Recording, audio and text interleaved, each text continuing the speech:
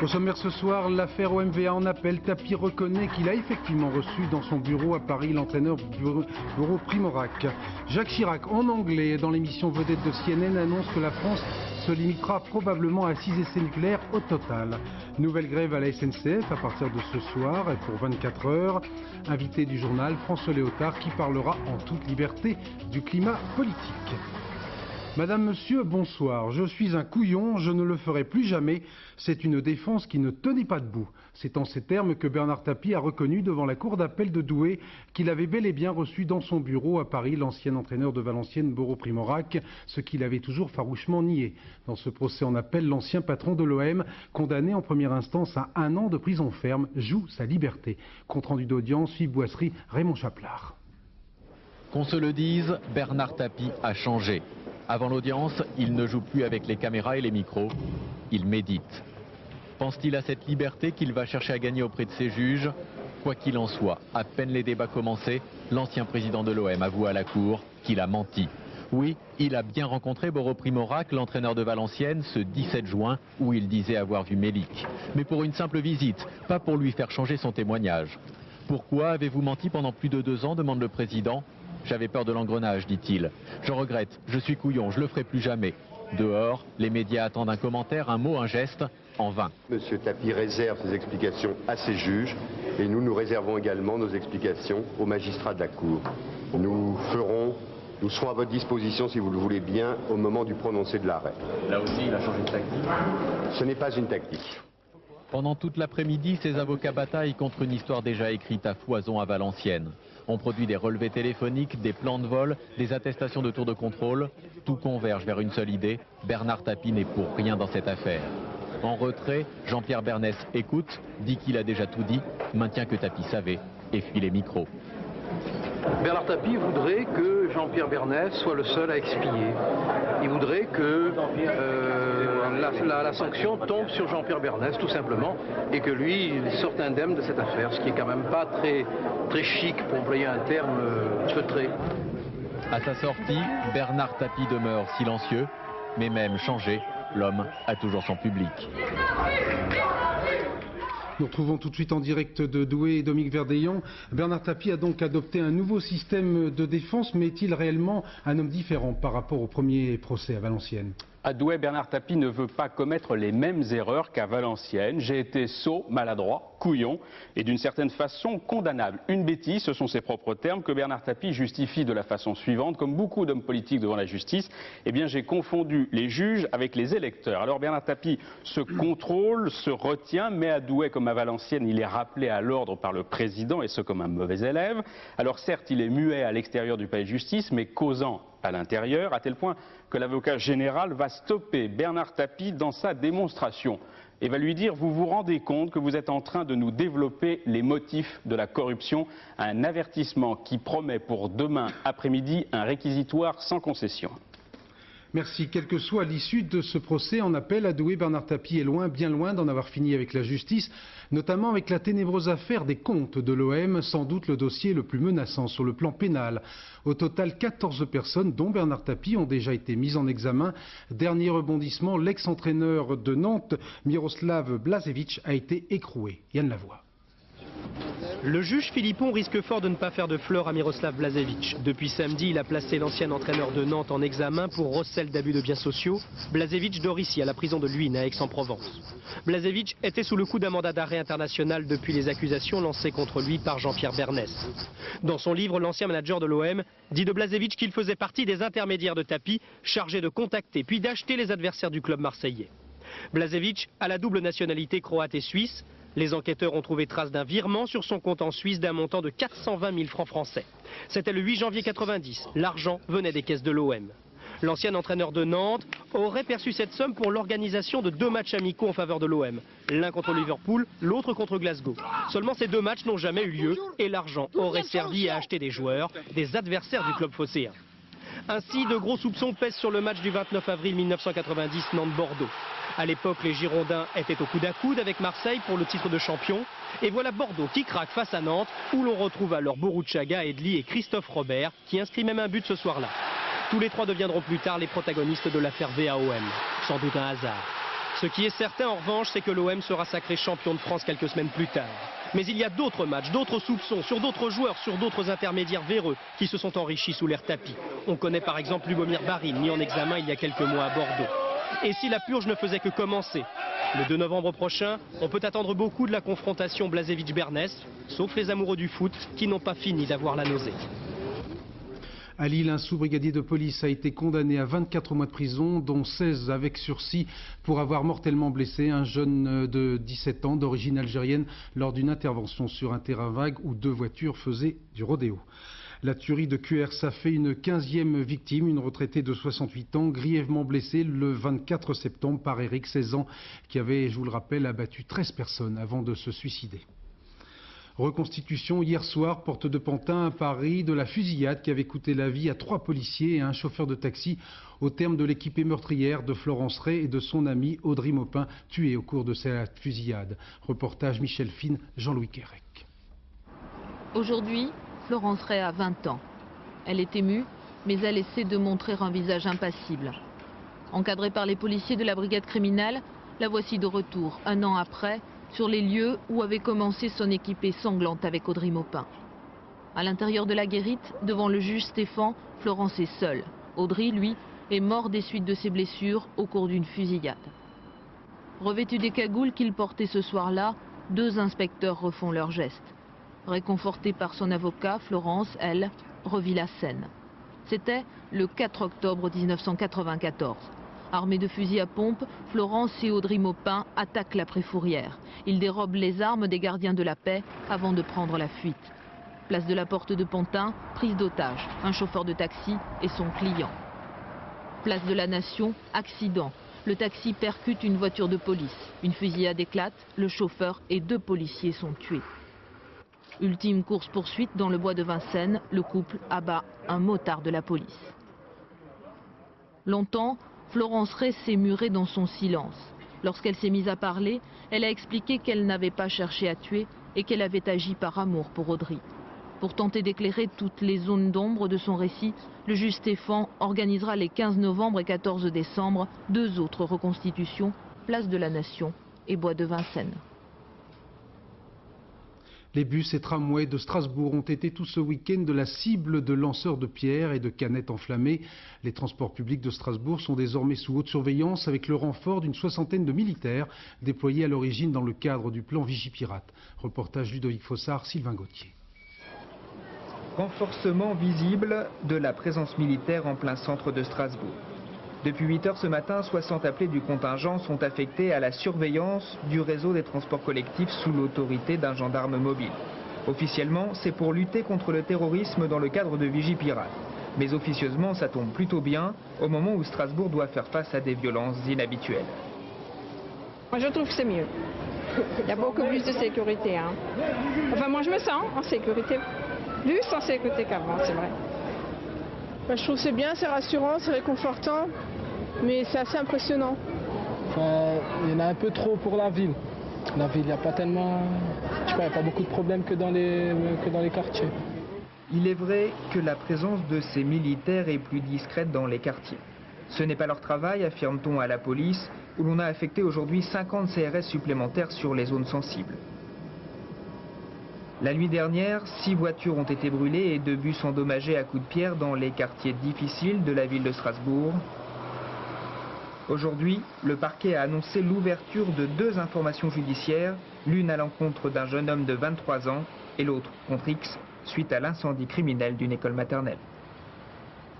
Dans l'agglomération de Strasbourg, depuis quelques années maintenant, brûler des voitures est devenu en quelque sorte un mode d'expression des jeunes des quartiers périphériques. 2 chiffres, en 1994, 650 voitures ont été incendiées, cette année 500 depuis janvier. Bertrand Coq et François-Xavier Bunel se sont rendus dans l'une de ces cités pour essayer de comprendre ce phénomène. Vue du centre-ville, Neuhof, au sud de Strasbourg, a la réputation d'un quartier difficile. Une image qui pèse à ceux qui vivent ici.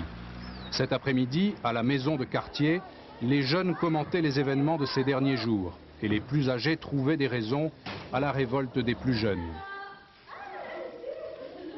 Pourquoi les jeunes brûlent les voitures? Parce qu'ils en ont marre. Ils en ont marre de quoi? Ils en ont marre de tout, d'avoir rien à faire. Ils en ont marre du chômage, ils en ont marre quand tu vends à la NPE ou quand tu vends à l'émission locale, qu'on leur ferme la porte au nez, c'est tout.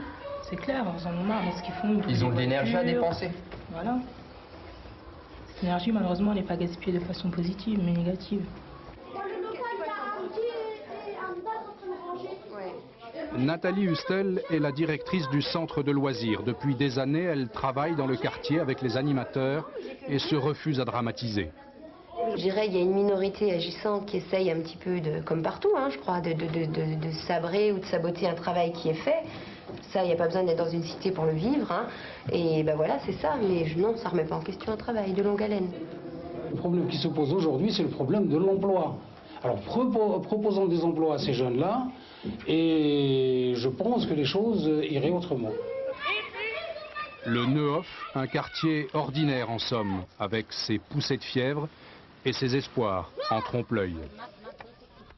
Même la Grande Muette se met à la publicité. L'armée de terre, soucieuse de son image et surtout de la qualité de son recrutement, propose en effet à partir de ce soir un clip télévisé sur le thème « Risqueriez-vous votre vie pour quelqu'un que vous ne connaissez pas ? Nous, oui ». Reportage Valérie Hermite, Jacques Girard. Risqueriez-vous votre vie pour quelqu'un que vous ne connaissez pas ? C'est possible, mais difficile à dire, on ne sait jamais. A priori, non. Non.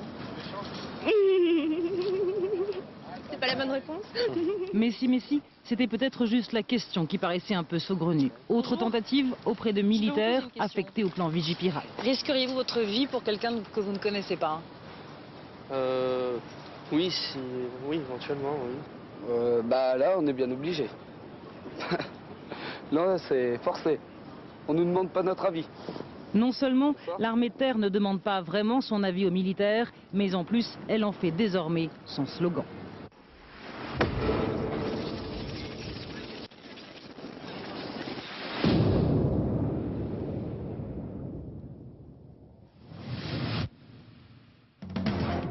Dès ce soir, sur toutes les chaînes généralistes, l'armée de terre s'offre une publicité sur vos écrans télévisés. Les dernières campagnes étaient faites pour recruter. Celle-ci n'est destinée qu'à changer une image de marque souvent négative de l'armée de terre. Nous voudrions casser l'image de Courteline qui nous colle à la peau et qui n'est pas notre image. C'est-à-dire ? Eh bien, je dirais cette image d'une armée désuète, de gros bataillons comme je vous le disais tout à l'heure, de trous individuels, de casques lourds, tout ça, c'est pas l'image qui est la nôtre. Ce n'est pas notre image. En clair, casser l'image de l'adjudant un peu borné, de la boue dans laquelle il faut parfois traîner et des cours de caserne que l'on doit balayer. L'armée de terre aimerait aussi, avec cette publicité, que l'on se rappelle qu'elle a ses casques bleus, ses militaires au Rwanda, en Somalie, et surtout qu'à la question « Risqueriez-vous votre vie pour quelqu'un que vous ne connaissez pas ?», elle répond normalement C'est ce que je fais tous les jours, madame. Ah, qu'est-ce que vous faites dans la vie ? Je suis militaire. Ah bon ? Et apparemment, le slogan est déjà passé. La Chine signera le traité d'interdiction totale des essais nucléaires. C'est en tout cas ce que le président Jiang Zemin a assuré à Jacques Chirac lors d'un entretien à New York. Le président français a également annoncé que Paris ne procéderait probablement, a-t-il dit, qu'à 4 essais nucléaires supplémentaires avant de mettre fin à sa campagne de tir dans le Pacifique. Annonce faite lors d'une émission très populaire aux États-Unis, animée par Larry King sur CNN. C'est la première fois qu'un chef d'État français s'exprimait en anglais sur une télévision américaine. Olivier Lerner. I apologize for your audience because my English is not very good. You are supporting the Algerian government now in power? No. Not supporting them? We are not interfering in the Algerian affairs. And the English ain't bad. We'll be right back. Larry King est redoutable dans sa manière de faire. Après l'Algérie, il ouvre le dossier des essais nucléaires avec des questions faussement naïves. Who in the world today do you think is going to drop a nuclear bomb on someone? I do not know what will be the situation within 5 or 10 years. How many more will be conducted? Oh, I think probably 4. And it will be ended at the next printemps. Next spring. Spring. Malgré quelques trous de mémoire et des phrases un peu bancales, le premier des Français a montré qu'il n'était sans doute pas le dernier de sa classe en anglais. Jacques Chirac sera l'invité d'une émission spéciale sur France 2 jeudi à 20h15. Le président répondra en français aux questions d'Alain Duhamel. En marge des cérémonies du cinquantenaire de la fondation de l'ONU, Boris Yeltsin a rencontré en tête-à-tête son homologue américain Bill Clinton. La conférence de presse finale a été l'occasion d'un formidable fou rire pour le président américain, entendant Yeltsin interpeller ainsi les journalistes. « Vous aviez dit que notre rencontre serait un désastre, mais je vous dis que le désastre, c'est vous. »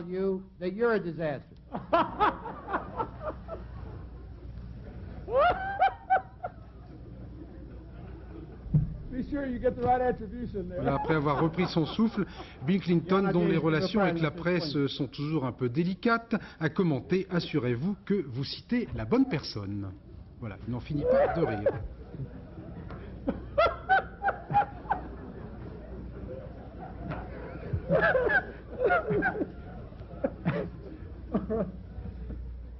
Cela dit, il semble que ce ne soit malgré tout qu'un accord de façade sur la question bosniaque, très sérieuse. Les deux hommes n'ont pas progressé, semble-t-il, sur le détail de la participation russe à la force de paix qui doit se déployer en Bosnie. Satisfecit pour le gouvernement français qui a obtenu en quelque sorte l'absolution de la Commission européenne pour sa campagne d'essais nucléaires dans le Pacifique. Pour la Commission de Bruxelles, en effet, les essais ne présentent pas de risque d'exposition particulier pour les travailleurs et la population. En France, nouvelle grève SNCF de 24 heures à partir de ce soir, 20 heures. Le trafic devrait être passablement perturbé. Pour tout renseignement, le 3615, code de France 2. Au nombre des inquiétudes des cheminots, le contrat de plan entre 1996 et l'an 2000 que l'État et la SNCF doivent signer avant la fin de cette année. Pour alléger le déficit considérable de l'entreprise, la direction de la SNCF envisage de fermer environ 6000 km de lignes au profit de transports routiers. Matignon devrait trancher en novembre. Reportage à Aurillac, Pascal Golomer, Frédéric Basile. C'est un peu comme si le temps s'était arrêté en gare de Mauriac. Une gare abandonnée au cœur du Cantal, parce que la ligne vers Bord-les-Orgues a fermé l'an dernier. Trop peu de voyageurs, pas rentable. Et ce n'est pas la première fois dans le département. Le Cantal comptait une cinquantaine de gares il y a 15 ans, 10 seulement aujourd'hui. Et demain, le président de la SNCF parle de 6000 km de lignes trop chères à conserver. La CGT en a tiré une carte des lignes menacées. Scénario catastrophe, où l'on voit les trains déserter le Massif central, déserter Aurillac par exemple. 1000 voyageurs par jour, seulement les trains ne sont pas pleins, les dépenses sont bien supérieures aux recettes, presque un record de France. Mais pas question pour le maire d'accepter d'imaginer une ville sans train. Il y a d'un côté une loi Pasqua qui promet une meilleure accessibilité des régions défavorisées, et en même temps, il y a ces projets, ces scénarios qui nous condamnent à l'enclavement, à devenir des déserts. Et ça, je ne l'accepterai pas. Alors, quelle solution? Pour la SNCF et pour l'État, le service public peut se poursuivre sur la route, avec des autocars beaucoup moins chers que les trains. Pour les syndicats cheminots, le choix est inacceptable, car le service public sur rail a encore ses chances. Il ne faut certes pas le garder tel quel, il faut l'améliorer. Et on revient à l'origine, c'est-à-dire développer le réseau ferroviaire en direction des grandes métropoles régionales, améliorer le matériel, améliorer les correspondances, améliorer les horaires, et ce qui fait que le service public a une chance de vivre, même dans le Cantal. Quel service public pour quelle rentabilité? Les grandes décisions se prendront sans doute avant la fin de l'année du côté de l'hôtel Matignon, loin, très loin, de la gare d'Aurillac. Un mois après son redémarrage, le surgénérateur de Cresmalville dans l'Isère vient de connaître une nouvelle panne, une fuite de vapeur dans la partie non nucléaire de l'installation. Cet incident est le dernier d'une très longue série depuis la mise en route il y a 10 ans maintenant de Superphénix, un réacteur prototype qui a coûté 50 milliards de francs. Enquête Didier Guyot et Thierry Curté. Après 8 mois d'arrêt suite à de nombreux incidents, la centrale nucléaire de Cremalville avait repris son fonctionnement le 26 septembre dernier. Mais hier, une nouvelle fuite a obligé les autorités à stopper la centrale. Cremalville tournait à 30% de sa puissance et devait atteindre 60% d'ici quelques jours. Une fuite décelée sur le circuit d'eau en a décidé autrement. C'est un prototype, il ne faut pas l'oublier, et un prototype, ça rencontre des difficultés, c'est normal.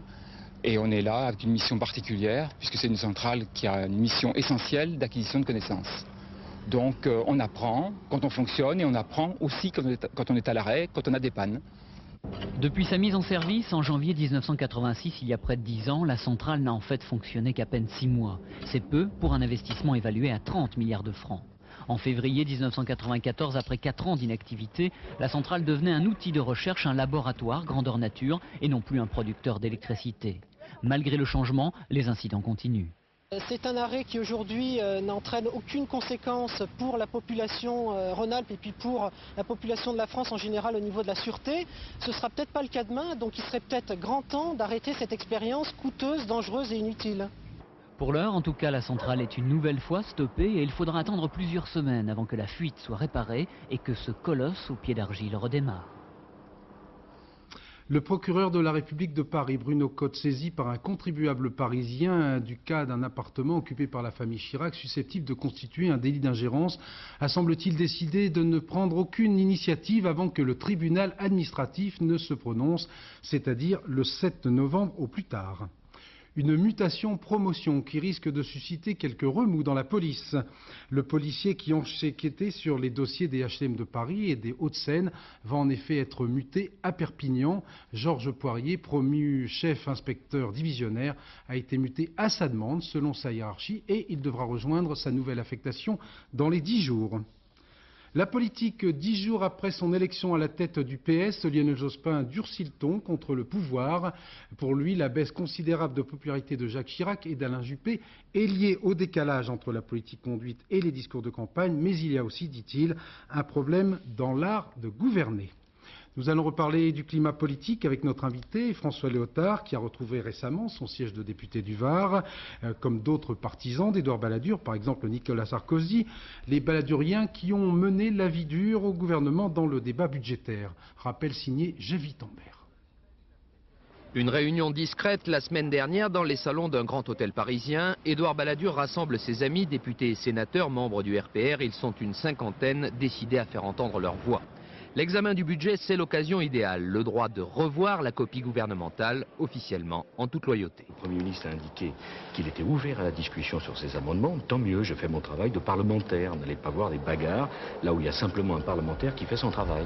Travail payant, les baladuriens, pris cette fois sur les bancs de toute la majorité RPR-UDF, obtiennent contre l'avis du gouvernement le maintien d'un avantage fiscal lié à l'assurance vie, plus toute une série de réductions de dépenses publiques. Les parlementaires, et en particulier ceux du RPR, qui avaient soutenu Édouard Balladur pendant sa campagne, se sont naturellement rassemblés autour de lui, et la sensibilité d'économie budgétaire, qui était une des caractéristiques d'Édouard Balladur, s'est retrouvée dans l'attitude qu'ils ont prise dans ce budget.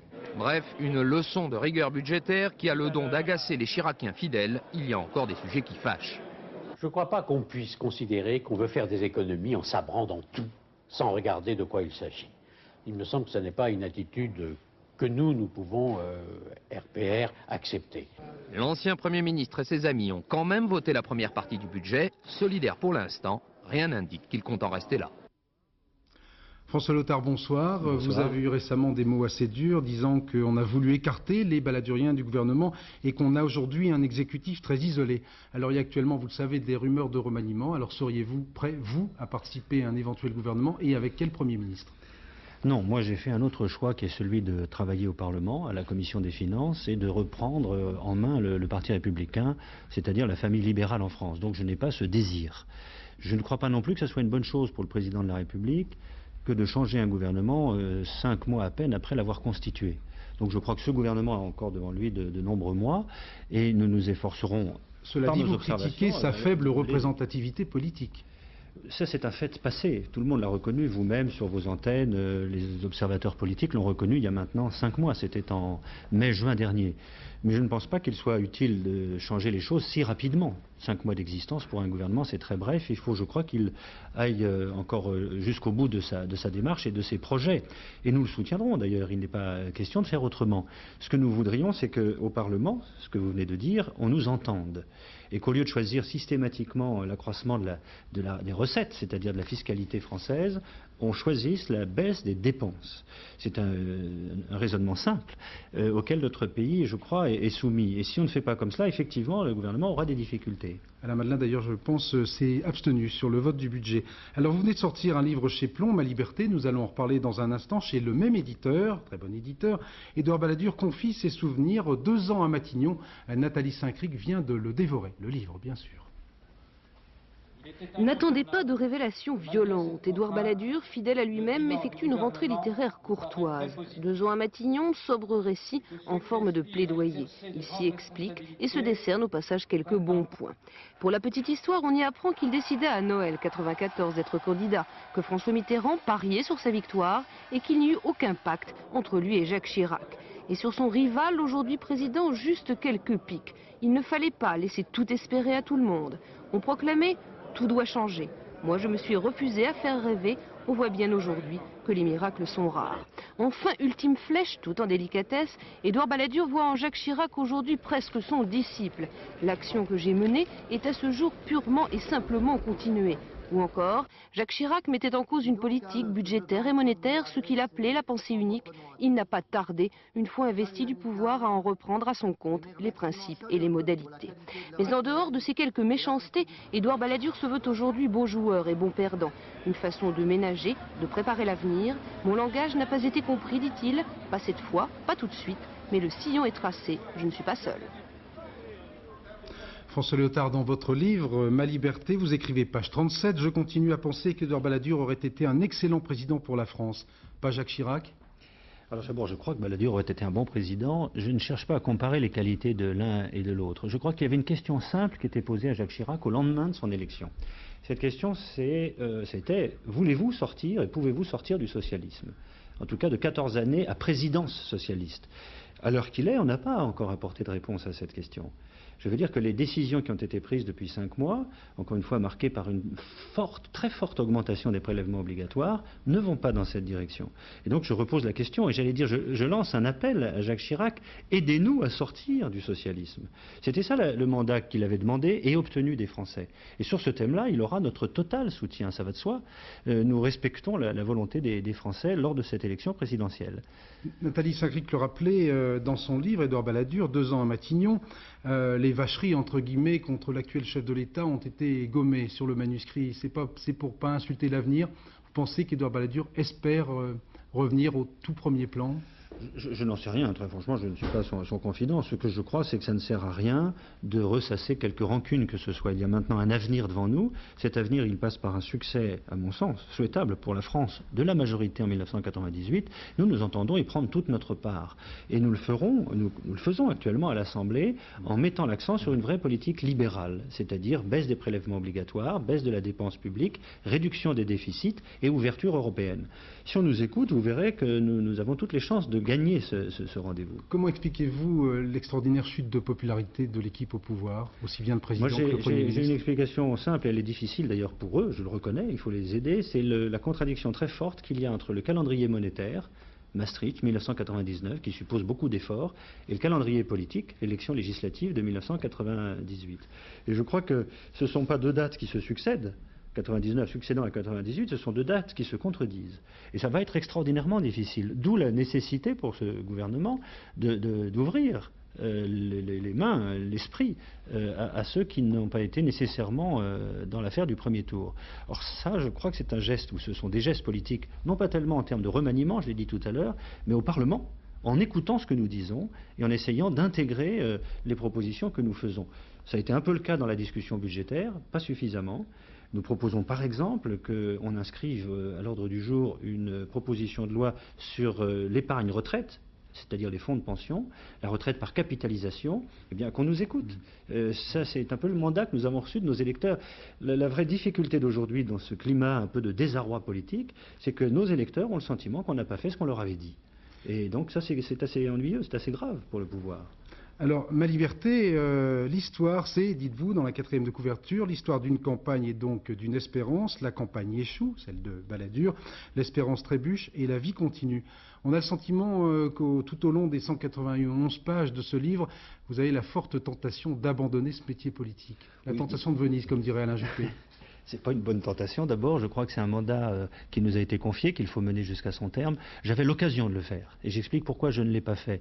D'abord parce que j'aime servir mon pays et parce que je crois que les idées libérales sont encore des idées modernes et qu'il faut les proposer à notre peuple. Et donc cette tentation-là, elle saisit tous les hommes politiques à un moment ou à un autre, mais il faut la refuser. Vous savez, nous sommes des hommes ordinaires et on nous demande des choses extraordinaires. Nous sommes des hommes avec des doutes, avec des défauts, avec des insuffisances et on nous demande d'être parfaits. Alors c'est assez difficile. L'essentiel est de mériter la confiance que nous demandons en appliquant ce qui nous a été demandé. Or, on nous a demandé une politique libérale, on nous a demandé une baisse des prélèvements obligatoires, une baisse de la fiscalité, un renouveau de l'initiative privée, une politique de l'entreprise et non pas de l'administration. Ne faisons pas le contraire de ce qu'on nous a demandé. C'est le seul message qu'il faut faire passer. Toute dernière question, je reviens un peu au début de la conversation. Quelles seraient vos conditions pour un retour au gouvernement vous-même, ou est-ce que vous avez tiré un trait définitif? Non, moi, pendant les années qui viennent, j'ai l'intention de m'occuper de ma formation politique et d'être au Parlement. Mais par contre, beaucoup de mes amis devraient et pourraient utilement participer à un gouvernement. Je ferai en sorte que ça soit le cas, vous verrez, ça sera le cas. Je ne crois pas que ce soit immédiat et que c'est certainement pas la seule question qui se pose aujourd'hui à la France, loin de là. Loin de là. Un nom, juste un nom, qui serait le bon ou la bonne présidente pour l'UDF? Un nom?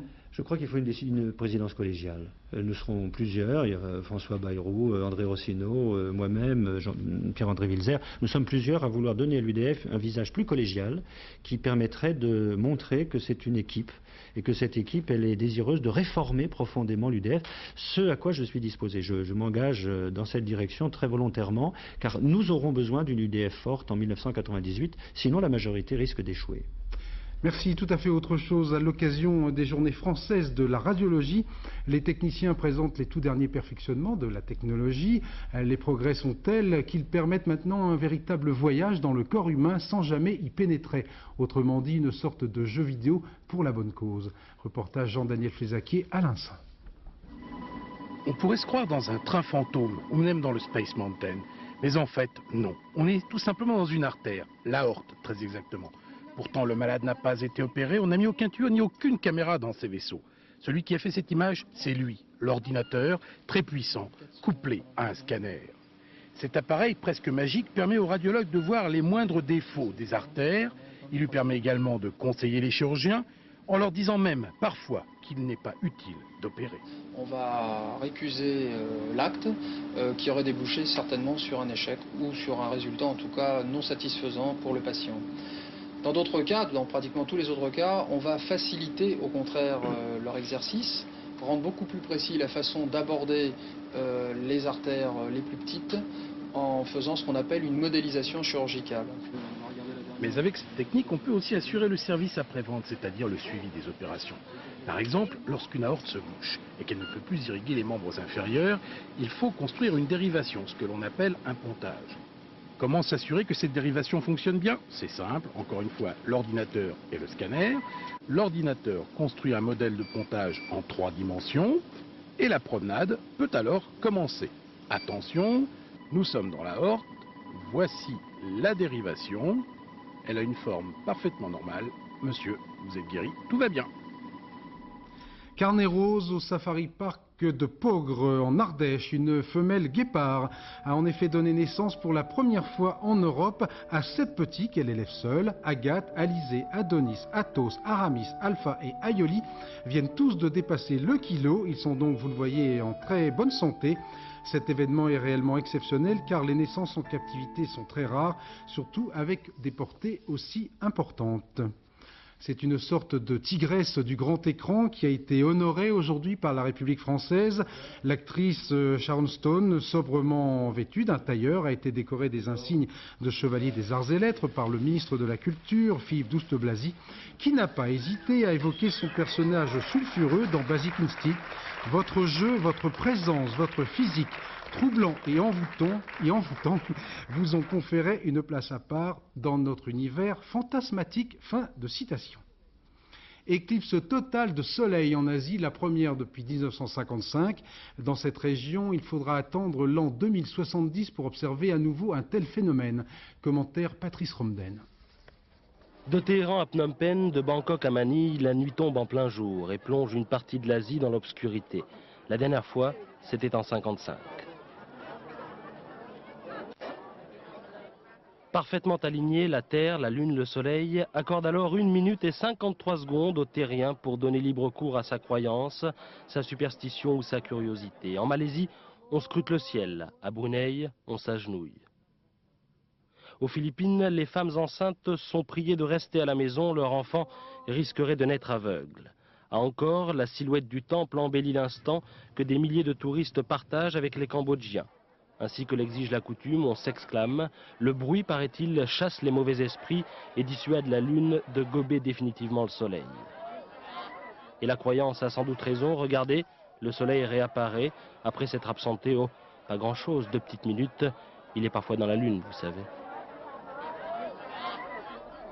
La prochaine éclipse de soleil sera visible en France en 99. Je vous propose de terminer ce journal sur l'événement intellectuel de l'année, la sortie de l'Almanach Vermo, millésime 96, un véritable monument historique qui a bien failli ne pas franchir le cap de ses 110 ans. Reportage Nicolas Vinclair, amateur de Jaude Mollet et de Marie-Pierre Cassignard. En 110 ans, c'est vrai qu'on a le temps de prendre des habitudes. Depuis 1886, c'est le même principe. Les premières pages, tout ce qu'il y a de plus sérieuse, portrait du chef de l'État, puis le célèbre trombinoscope des parlementaires. C'est après que ça se gâte. 365 jours dans l'année, c'est 365 pages de caricature et d'humour. Et pourtant, il y a une blague qui a failli mal tourner. Ça s'est passé au siège des éditions Ventillard, dont dépend en partie la publication de l'almanach.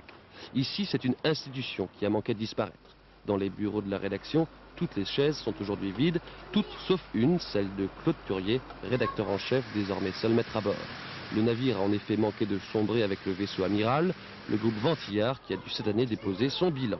Dans ces quelques minuscules mètres carrés, il tente vaille que vaille de faire survivre l'institution. Je suis seul ici à ce bureau, mais je suis entouré en fait d'une centaine de collaborateurs, dessinateurs, écrivains, journalistes, tous pigistes extérieurs, qui viennent m'apporter, ou qui m'envoient, ou qui me téléphonent, ou qui me faxent des sujets. Et il en va ainsi depuis 110 ans. Dans cette armoire, une véritable anthologie de l'humour français. Dès 1886, le ton est donné avec le célèbre « Comment vas-tu, yacht poil ?» Le succès est énorme, l'almanach atteint le 1 million d'exemplaires dans les années 30. Il ne cessera d'évoluer, servant de rampe de lancement aux plus grands caricaturistes, mais il perd aussi peu à peu son lectorat. 100 000 exemplaires aujourd'hui, ça ne fait plus rire personne. L'humour de l'Almanach Vermo, ça se résume pas à Comment vas-tu, yacht poil? Non, c'est vrai que c'est un petit peu le flambeau et la référence des jeux de mots de calembours bons ou de calembours hâtifs. Mais l'humour de l'Almanach Vermo d'aujourd'hui, c'est aussi un regard sur tout ce qui se passe. L'almanach est donc un vieillard, mais pas forcément un ringard. Le seul moyen d'assurer son avenir, c'est de l'acheter. Il mériterait d'aller mieux, yacht poil.